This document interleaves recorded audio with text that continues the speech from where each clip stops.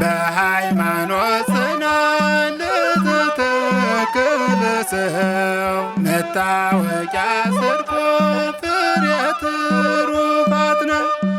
ሰነፍ በእምነት ብቻ ብርቱም በምግባር እድናለው የሚል ከቶ ከሰው አይኖር።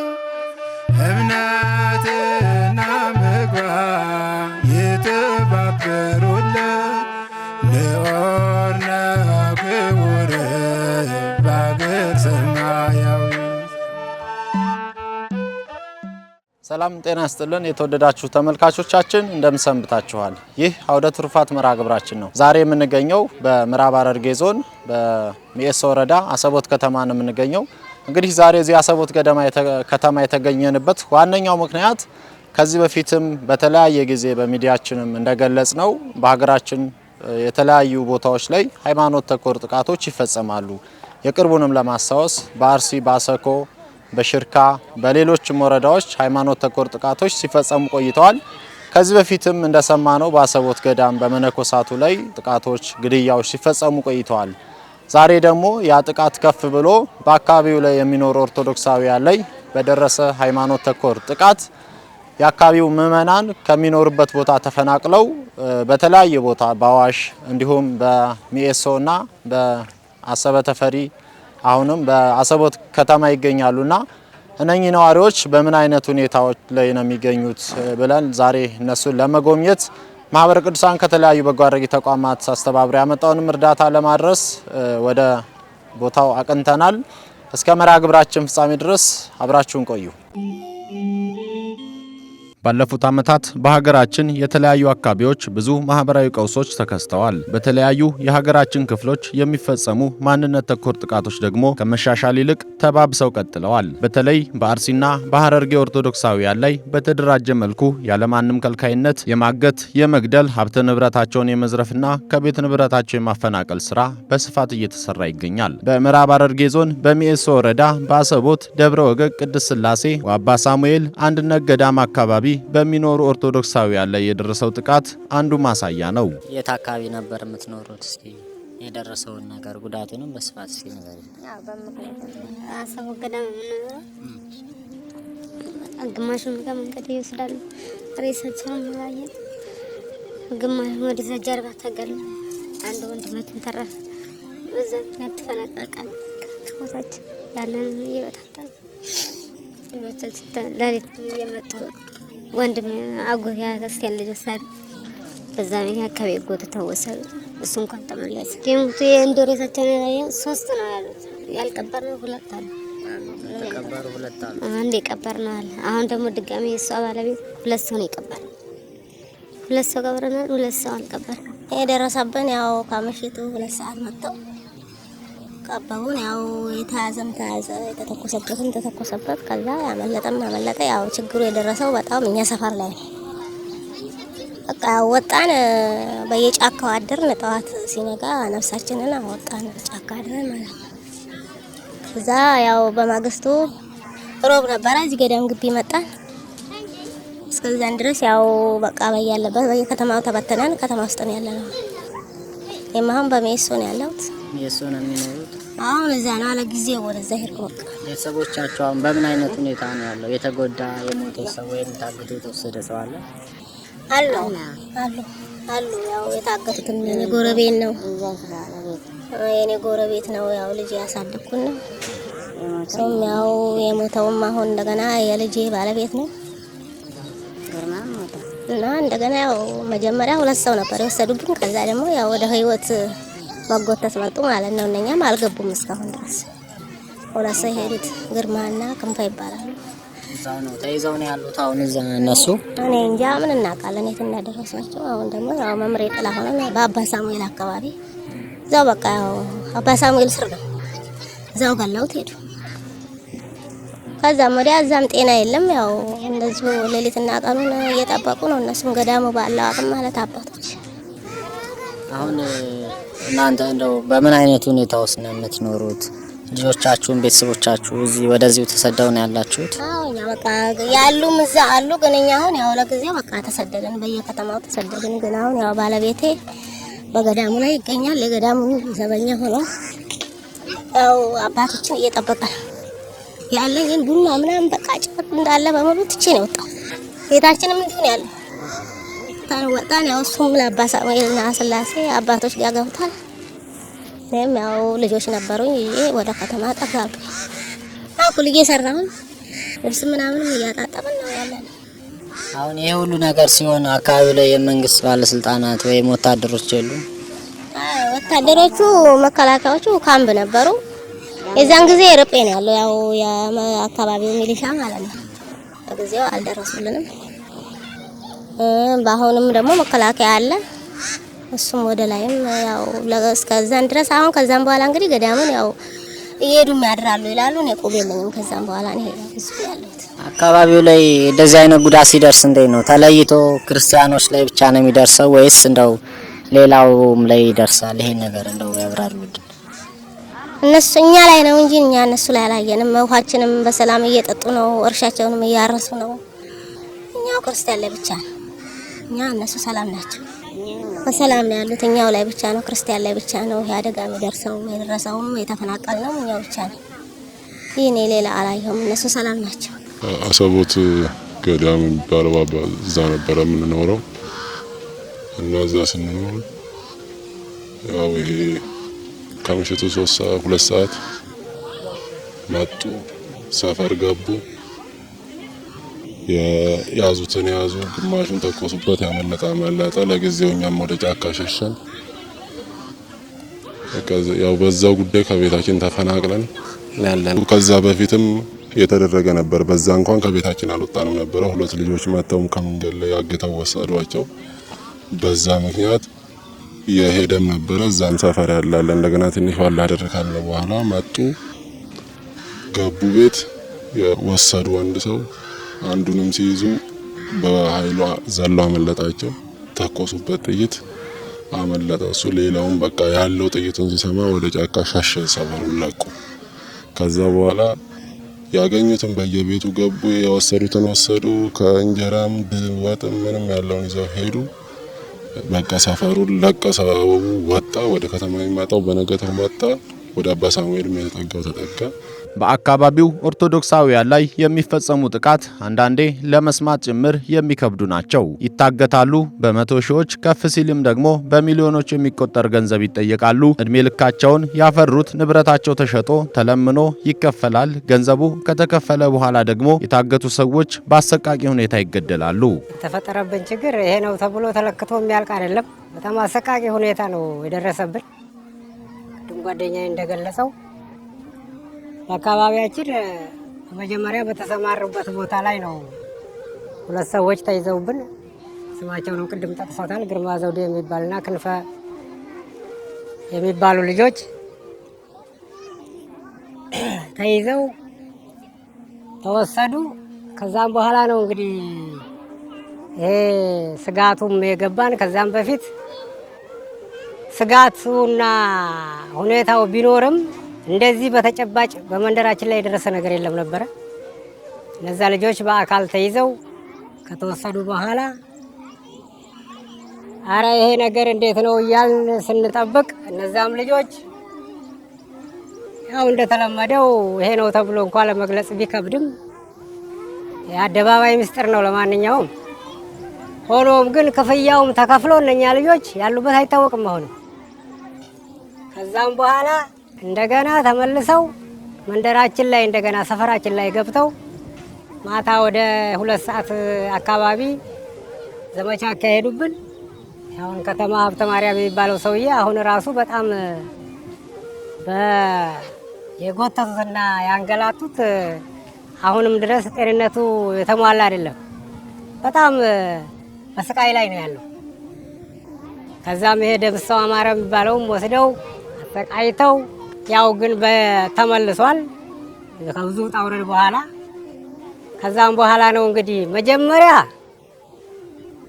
እነዛ 2 ሰዎች ከተወሰዱ በኋላ ነው ሰው ሸሸ። ከዛም በኋላ የተወሰነ እዛ ነበር። መንግስት አካል ማመልከተን ነበር። ምንም ያደረገልንም መፍትሄም የሰጠን ሀሳብም የለም። አደርጋለሁ ነው እንጂ። ከዛም በኋላ እንደገና ተመልሰው ዘመቻ ሲያካሄዱብን መንደራችንን ለቀን እዛው የተረፍነው ሰዎች ለመሰደድ በቃን። አሁን ግማሾቻችን በገዳሙ ስር ተጠልለን ነው ያለነው። ግማሹ በአዋሽ ከተማ ላይ ይገኛል፣ ግማሹ በሚኤሶ ከተማ ላይ ይገኛል፣ ግማሹም በአሰቦት ከተማ ላይ ይገኛሉ። ይሄ ነው እንግዲህ ያለው ሁኔታ። ከዛም በኋላ እኔ እንጃ ነው ይሄ ነው። አሁንም በስጋት ላይ ነው ያለነው። ለመውጣት ለመውረድ በጣም አሰቃቂ ሁኔታ ላይ ነው ያለነው። ሌሊት እንደልባችን እንቅልፍ አልተኛም። ይሄው ሸሽተን ሆኖ እያለ ቄስ ጥላሁን ኃይለ ሚካኤል የሚባል እዛው ሸሸንበት ቦታ ነው ወጥተው የገደሉት። ግንቦት 3 ነው የገደሉት። እኔ መጀመሪያ የደረሰብኝ ችግር ባለቤቴና ልጄ ላይ በጣም ችግር ደርሶ ባለቤቴ ሞቶ ልጄ ተመቶ ነው የተረፉት።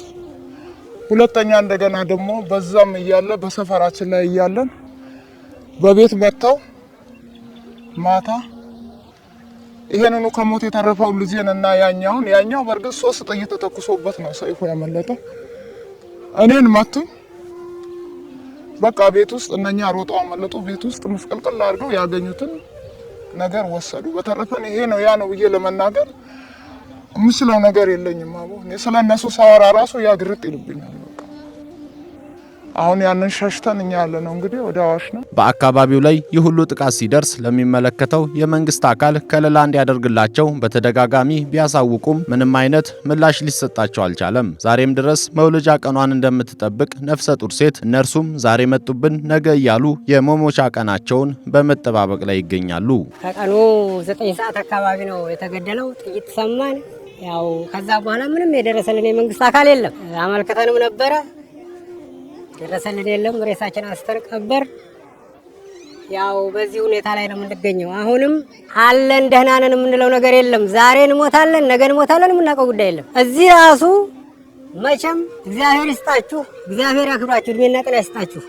እንደኛ ሀሳብ አሁን ይሄን እህል እንኳን ይዘን ለመግባት ሀሳብ አለብን። በሰላም እንገባለን አንገባለንም ወይ ሀሳብ አለብን። በእርግጥ የምንበላው የለንም፣ የምንጠጣው የለንም። የእርሻ ነገር አቁሟል። ቤተሰብ መሪ ነን። ሰው መቼም ኑ ሰዱ ሲል ተጠራን ቦታ መሄድ ግድ ይላል እንጂ ይሄንን እህል ራሱ ምን ያህል እኔ አሁን ይዘን እንደምንገባ ፈጣሪ ይወቀው። ስለ ሰላም ጉዳይ ማለት ነው። ግን ሰው ለምኖ ደክሞ ከገንዘቡ አውጥቶ እዚያችሁን አባክናችሁ አምጥታችሁ እንዲህ ያለ ቦታ አንጡልን ለማለት ደግሞ ይከብዳል። የጠራችሁን ቦታ እንገኛለን። እግዚአብሔር ይስጣችሁ፣ እግዚአብሔር ያክብራችሁ። ይሄንን እህል ራሱ ይዘን ምን ያህል እንደምንገባ እኔ እንጃ፣ እኔ እርግጠኛ አይደለሁም። ስንወርድም በስጋት ላይ ነን። ማታም እንቅልፍ የለንም፣ ቀንም እንቅልፍ የለንም። የደረሰ የመንግስት አካልም የለም። ይሄ ጉዳይ እንኳን እንዴት ስለተፈጠረ እኔ እንጃ። እኔ በጣም የሚያስገርም ነው። ፈጣሪ መቼም ራሱ እሱ እንግዲህ ምሕረቱን ያንጣልን እና በጣም አስቸጋሪ ነበረ። የመንግስት አካልም እዛ ነበሩ ለጊዜው። በሰፈራችን ምንድነው ብለው አልመጡም። ከነጋ በኋላ ጉዳይ ከተፈጸመ በኋላ ወደ 2 ሰዓት 3 ሰዓት አካባቢ ከቀኑ መጡ፣ አዩ፣ ተመልሰው ሄዱ። ይሄ ነው ያሉትም የለም። ከዛ እዛ ስንኖርም እዛ ቀበሌው አስተዳደሩም መጡ። በቃ እዚህ ከምትኖሩ ልቀቁና ውጡ ነው ያሉት። የቀበሌው አስተዳደር ነው እንደዚህ ብሎ የተናገረው። እነኚህ ሚኒሻዎች አሉ ናገኛ ምናምን የሚባሉ እና ምን ታደርጋላችሁ አሉ። እናንተ እዚህ ቀርታችሁ ግማሹ ሜዳል ምን ታደርጋላችሁ አሉ። ከዛ በቃ ለቀን ወደ አባ ሳሙኤል ተጠጋን። ትንሽ ያለው ያው ሸጦ ወደ ከተማ ተጠጋ። እዛ ነው ያለነው። አሁን በገዳም ስር ነው ያለነው። አሁን እንደው በምን አይነት ሁኔታ ነው ስራ መስራት የሚቻልበት ሁኔታ አለ ወይ? እዛስ የቀሩ ሰዎች አሉ ወይ? የለም። እዛ በእኛ ሰፈር የቀረ ምንም የለም። ኦና ነው እንዳለ ሰፈሩ። ይሄ ነው ብሎም የመጣ አካል የለም። ለመመለስም ለማረጋጋትም ያረገው ጥረት የለም ከመንግስት በኩል ምንም አላየንም። በወቅቱ ሌሊት ሰፈራችንን ከበቡና ያዙ። የሆነ ሁለት ሰዎች ያዙ እና ከዛ ይዞ ሄዱ። ደበደቡ። አንዱ ራቁቱን ጎተቱና ማዶ ወንዝ ማዶ አሻገሩ። ደከመባቸው። እሱን ለቀቁና ያንን ይዞት ሄዱ። ከዛ ያኛው በሳምንት ነው የለቀቁት። ያም በህይወቱ ወጣ ሁለቱ። ከዛ በገዳም አካባቢ ደግሞ ተይዞ የት እንደገቡም አልታወቁም። አንዱ ወንድሜ ነው ግርማ ዘውዴ ይባላል እና አንዱ ክንፈ ይባላል። እነሱም የት እንዳደረሱ እስካሁን እና እኛ ከዛ ሲነጋ ከገዳም ወታደሮች መጡ። ሌሊት በዛ ህይወታችን በዛ ተረፈ። ሸሸን ወደዚህ ወደ ገዳም ተጠጋን። ከዛ ወዲህ መጡ። ጉዳዩ እንግዲህ ቀደም ሲል ማለት ነው ከጥቅምት 14 ጀምሮ በአካባቢያችን ብዙ ችግር አለ። ልጆቻችንን እየያዙ ብር አምጡ እያሉ ጫካ ይወስዷቸዋል። ወስደውም ደግሞ ብር ሳይከፍሏቸው ራሱ አይለቁልን። እያደር እንደውም እየመጡ እዛ አካባቢያችን መግደል ጀመሩ እያዙ ማለት ነው። ከዛም በኋላ እኛ አካባቢ ያሉት ታች ያሉት ቆላ ያሉት ተፈናቅለው ወደ ላይ መጡ ወደ ገዳም፣ ግማሾቹም ወደ ከተማ ገቡ እና መንግስት ደግሞ እስካሁን ምንም ያደረገልን ነገር የለም። አሁን ጥላሁን ለምሳሌ እዛውኛ አካባቢው ነው ሳሙኤል አካባቢ የተገደለ። ግርማ ዘውዴ እና ክንፈ ከዛው ከገዳም ነው ተወስደው እስካሁን የት እንዳሉ አናውቅም። እንደገና ከታይ ደግሞ ከተማ ቦኬ የሚባል እሱም ተይዞ እኛ ደርሰን መሳሪያ ይዘን መተን ያስጣለን። ደምሰውም ተይዞ እንደዛ እሱም ብር ከፍሎ ነው የወጣው እና አሁን እዛ አካባቢ ምንም ሰርተው ለመብላት አልቻሉም ያሉት ማለት ነው። ታች ጥግ ያሉት በዛ ምክንያት ተፈናቅለው በየከተማው ነው ያሉት። ግማሹም ቀን ስራ እየሰራ ነው።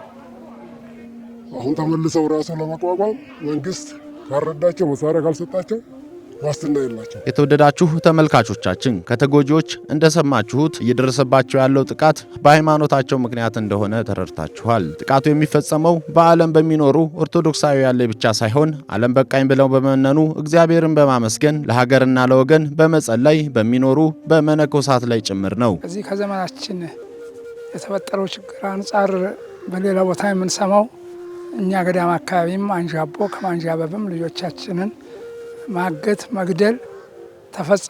ከዛም አልፎ በባት ውስጥ በገዳም ውስጥ የሚኖሩት በአት ላይ ተከት የሚኖሩት አባት አባ ወልደ ሚካኤል ወይንም አባ መብራቱ የተባሉት ተገለዋል። ከዛ ወዲያ ደግሞ አልፎ ወደታይ ወረደና እናንተን ማፈናቀል ጀመረ። ጀምሮም አልቆምም። ያው አንድ ሰው ታግቷል። እሱም እግዚአብሔር በፈቀደ ያው አላልኩም ብሎ መለሰው። ያው በብር ነው የተመለሰው። በእንዲህ ሁኔታ ሳለ ያው እናንተ ቦታችሁን ለቃችሁ ወደዛ ወደ ገዳሙ ወጣችሁ።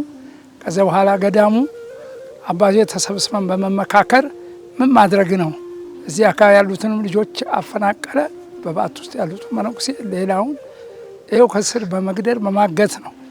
ሄደን ወደሚመለከተው ክፍል መጮህ አለብን በሚለው ያው በአንደኛ ደረጃ ነው የነበርኩ የተመረኩት። ከዛ አባ ተክለ ሃይማኖት፣ ሌሎቹ አባቶች፣ የገዳሙ አስተዳዳሪ፣ ሌሎቹ ሁሉ 3 ሴቶች በመጨመር 9 ሆነን ይሄን ነው ወደ አዲስ አበባ መጀመሪያ ወደ ሀገረ ስብከት ሄደን ሰንሰለቱን ለማያያዝ ሀገረ ስብከቱ አቀረብን። ሀገረ ስብከቱ ደግሞ በሚገባ ጽፎ ያው ሊቀ ጳጳሱ እዛ ይፈርሙበትና ወደሚመለከተው ያድርሷቸውና ችግሩን መቅረፍ የሚችለው አካል የበላይ አካል መንግስታዊ አካል ያቅርቧቸው አሉ። እኛ እግዚአብሔር እንደፈቀደ በብፁዕ አቡነ እንጦንስ አማካኝነት ሄድን። ጠቅላይ ቤተ ክህነት አቀረብን። በለቅሶ ነበረ። እማዎቹ የምታውቋቸው እማዎች ከወንዶቹም በላይ ቆመው እያነቡ ነው የነገሯቸው። አንደኛ ያው የህልውና ጉዳይ ነው፣ የነፍስ ጉዳይ ነው። እየተአገትን እየተገደልን ነው የሚለውን ነው። ከዛ የተመናቀሉት ሰዎች ደግሞ ምንም የላቸውም፣ ዕለታዊ ስራ ሰርቶ የሚያድሩ ናቸው። ይኸው በየከተማው ተበታትነዋል፣ የሚበሉት የሚጠጡት የለውም የሚለውን ያቀረብ ነው። እዚያ እንደዛ እዛው ላይ ቆመ። ከዛ ስንወጣ ወደ ማህበረ ቅዱሳን እንሂድ በሚል እኔ ይዣቸው ህኩኝ፣ እነሱ ሄድን፣ አቀረብን። አዎ ማህበረ ቅዱሳን ጉዳዩን ሰማ። በእኛ አባቶች በኩል ያለው ምንም የተፈጸመ ነገር የለም። ማህበረ ቅዱሳን እሺ እንግዲህ ተረጂው ብዙ ነው፣ በእኛ በኩልም በሌላውም በኩልም ይሁንና አቅማችን በፈቀደ እንረዳለን የሚለውን ቃል ገባልን። ይሄ ብዙ ብር የፈጀ ነው፣ ብዙ መቶ ሺህ ብር የፈጀ ነው። ከነጋዴ ጋር አገናኘን፣ ይሄ ተገዛ። በገዳሙም ጭምር ችግር ነው። መነኮሳት ተገድለዋል፣ የታገቱ አሉ። አልፎ አልፎም ገዳሙም ደን ላይ አንዳንዴ እሳት ይለቀቃል። አካባቢው ላይ በጣም ጥሩ ሁኔታ አልነበረም። በዚህ ባለፉት አመታት ብዙ መነኮሳት ብዙ አደጋ ደርሶባቸዋል። ዝርፊያም ጭምር ገዳሙ ላይ ተከስቷል። በእርግጥ የተመለሰ ነገር አለ። ከገዳሙ ወረድ ብለው ደግሞ ጥግ ላይ የሚኖሩ ክርስቲያኖች ምእመናን አሉ። እዛው አካባቢ እርሻ ያላቸው እየነገዱ የቀን ስራ እየሰሩ የሚኖሩ ማለት ነው። እንግዲህ ከገዳሙ የተረፈው ሌላው መከራ ወደ እነሱ ነው የመጣውና ሌሊት በቤታቸው ማደር አይችሉም። የተወሰኑ ታግተው የተመለሱ አሉ። የሞቱም ጭምር ካህንም ጭምር እዛው አካባቢ ከታች የሚኖሩ ካህን ጭምር ተገድለዋል። ሌሎቹ ደግሞ ያው እንደምትመለከቷቸው እዛ አካባቢ መኖር ስላልቻሉ የቻሉ ወደ ገዳሙ ወጥተው ከመናንያኑ ጋር አብረው ያገኙትን እየተቋደሱ የተወሰነ ጊዜ አርፈዋል። ሌሎች ደግሞ ያን ያልቻሉ ወደ አካባቢው ወረዳ ከተሞች ተዛውረው ዛሬ እንኳን ለዚህ ለእርዳታ ከተለያየ ቦታ ነው ተጠርተው የመጡት። እንግዲህ የሞቱ ሰዎች የገዳሙን ጨምሮ አሁን እዚህ ታችኛው ላይ አንድ ካህን ላይ ገዳሙ ላይም እንዲሁ የተገደሉ መነኮሳት አሉ። እታች የነበሩ የተፈናቀሉ ሰዎች ግን ቁጥራቸው ከ220 አካባቢ ይደርሳል። አሁን እንኳን ዛሬ ወደ 217 አካባቢ የ73 አካባቢ አባወራ ማለት ነው። የማህበረ ቅዱሳን ሙያ ማህበራዊና ኢኮኖሚያዊ አገልግሎት ከአሰበ ተፍሪ ማዕከል ጋር በመተባበር በቦታው ድረስ በመገኘት ተጎጂዎችን ያጽናና ሲሆን ከተለያዩ በጎ አድራጊ ምዕመናን በተገኘ የገንዘብ ድጋፍ ለተጎጂዎች የዕለት ጉርስ የሚሆን ድጋፍ አድርጓል። እንግዲህ እንደሚታወቀው በሀገራችን በተፈጥሮና በሰው ሰራሽ ችግሮች ምክንያት በተለይም ባለፉት 8 ዓመታት በኦርቶዶክሳውያን ላይ ሃይማኖት ተኮር ጥቃት እያነጣጠረ በአራቱም አቅጣጫ በሚባል ደረጃ በርካታ ሰብአዊና ማህበራዊ ቀውስ እየደረሰ ነው ያለው። ይህም አካባቢ ደግሞ እንግዲህ እድለኛ ባይባልም በተቃራኒው የመከራ ጽዋው ደርሶት በተለይ በዚህ ሰዓት እዚህ የምትገኙት በዚህ ዓመት በተፈጠረው ሃይማኖታዊ ጥቃት ምክንያት ያው ከቤት ንብረታችሁ ተፈናቅላችሁ ለችግር ተጋልጣችሁ የምትገኙ ወገኖቻችን ናችሁ እና ማህበረ ቅዱሳን የቤተ ክርስቲያን ልጅ እንደመሆኑ መጠን ከሚሰጠው መንፈሳዊ አገልግሎት ባሻገር በማህበራዊ አገልግሎት ዘርፍም ይህን መሰል ተፈጥሯዊና ሰው ሰራሽ አደጋ ሲከሰት በሁሉም አካባቢ በመንቀሳቀስ ሃይማኖት ማንነት ሳይለይ ሰው በመሆናቸው ብቻ ለደረሰባቸው ችግር ከተለያዩ በጎ አድራጊ አካላት በሚያገኘው የገንዘብና የአይነት ድጋፍ ሰብአዊ ድጋፎችን ያደርጋል። ይህ ላለፉት በተለይ 8 ዓመታት በስፋት በሀገራችን ሁሉም አቅጣጫ ሲከናወን የነበረ ነው። ለማስተዋስ በዚህ አካባቢም በ2012-13 አካባቢ እዚህ ድጋፍ ተደርጎ ነበረ በነበረው ማህበራዊ ቀውስ ታስታውሳላችሁ። ዛሬም እንግዲህ በተገኘው ጥቂት የምግብ ግብዓት ማለት ነው ለናንተ የሚሆን ዘላቂ መፍትሄም ባይሆን እንዲያው ረሃብ የሚያስታግስጥም የሚቆርጥም ባይሆን ለጊዜው አብረናችሁንን አለን ለማለትም ያክል እንዲህ ከባዶም ደግሞ ትንሽ ነገር ስለሚሻል ይህን የምግብ ግብዓት ይዘን መጥተናል።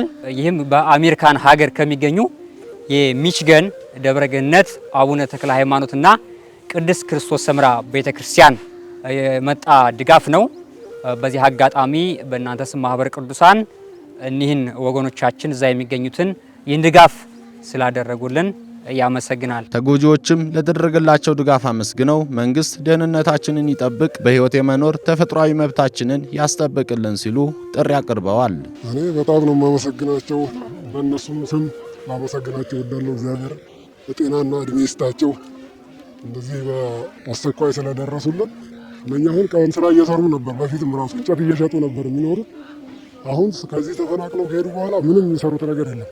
ስለዚህ በዚህ አጋጣሚ ይሄንን ላመጡ ሁላ እግዚአብሔር ይስጣቸው ነው ማለት። ሰላምማ ቢኖርኛ ወደ አካባቢያችን ብንመለስ እንግዲህ ማይጣላል። ሰላም ካለ በንብረታችን ላይ ብንመለስ በቦታችን ላይ ደስ ይለናል። አለም በማለት ነው ድጋሜ ቤታችን መጣ አለም እንዳትሄዱ። የኔ ወንድም ባለቤቴን ሲገሉት ልጄ እንደዛ ሲያደርጉ ነው ብን ብሎ የወጣው። እኛ ንብረት ስንሸጥ ለምን ትሸጣላችሁ እየተባልን እየተባረርን ነው እየተደበቅን እያለን ያለ ንብረታችንን መልሰው ቤት ገብተው እኔን እስተመደብደብ ልጄን 3 ጥይት እስተመተኮስ ደረሰው። የትኛው ይደርስልኛል ብዬ በኦናይ ላይ እመለሳለሁ። ፈጣሪ እሱ ይድረስልን እንጂ በበኩሌ ነው ይሄንን ነው ማለት ነው። እኔ አለን ግቢ አሁንም ቢሆን ግቡ ነው እያለ ያለው ሊቀመንበሩ። እኔ በበኩሌ አለ ብዬ የምገባው ነገር የለኝም። ፈጣሪ እሱ የራሱ የሆነውን ያስብልኝ ነው ያስብልን ሁላችን። እናንተም ይሄንን ሰጣችሁን አስባችሁ ይነስም ይደግም አቅማችሁ አመጣችሁልን እግዚአብሔር ይስጣችሁ፣ እግዚአብሔር ያክብራችሁ እላለሁ በህዝቡ ስም። እኔ እንግዲህ መቼም ሰው ወዶ አይደለም የሚሰደደው። ቤት የለንም። አሁንም እኮ በየበረንዳው ያለነው ወድቀን ቢደርስልን የሚመለከተው አካልና እንደው መፍትሄ ቢያደርግልን እላለሁ።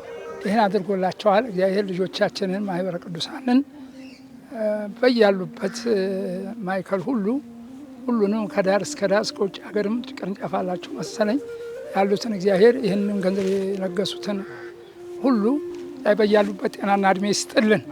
በትልቅ ድካም የተገኘ ነው እንድታውቁ። እንግዲህ ውድ ተመልካቾቻችን ከመርሃ ግብራችን እንደተከታተላችሁት በምእመናኑ ላይ የደረሰውን ጉዳት አይታችኋል።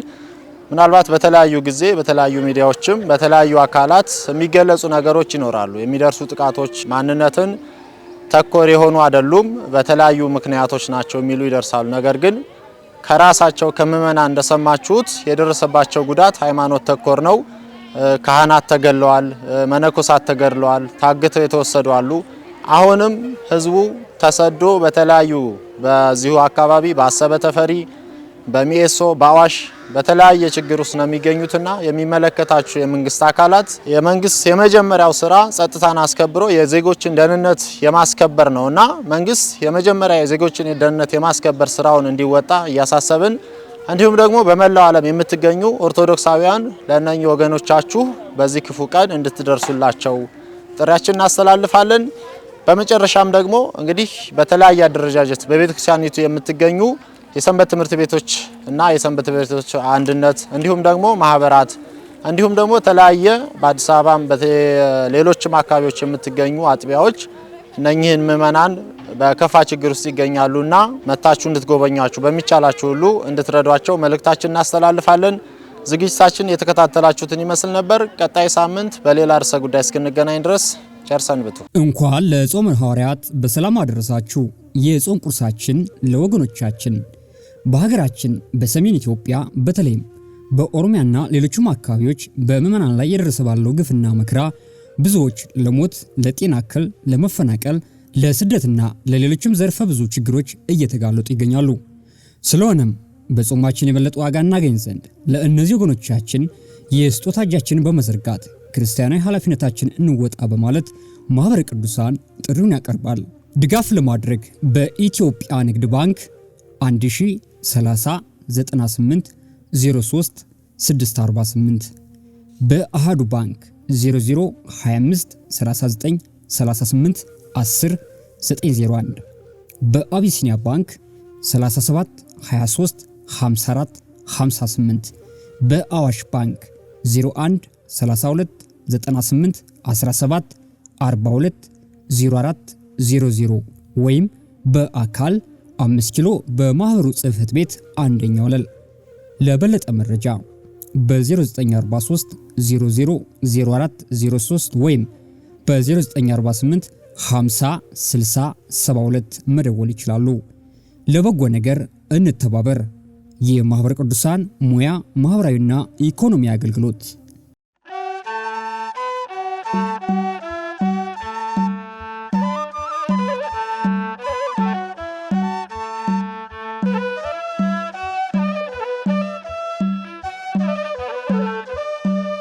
በሃይማኖት መታወቂያ ጽድቁ ፍሬ ትሩፋት ነው። ሰነፍ በእምነት ብቻ ብርቱም በምግባር እድናለው የሚል ከቶ ከሰው አይኖር። እምነትና ምግባር የተባበሩ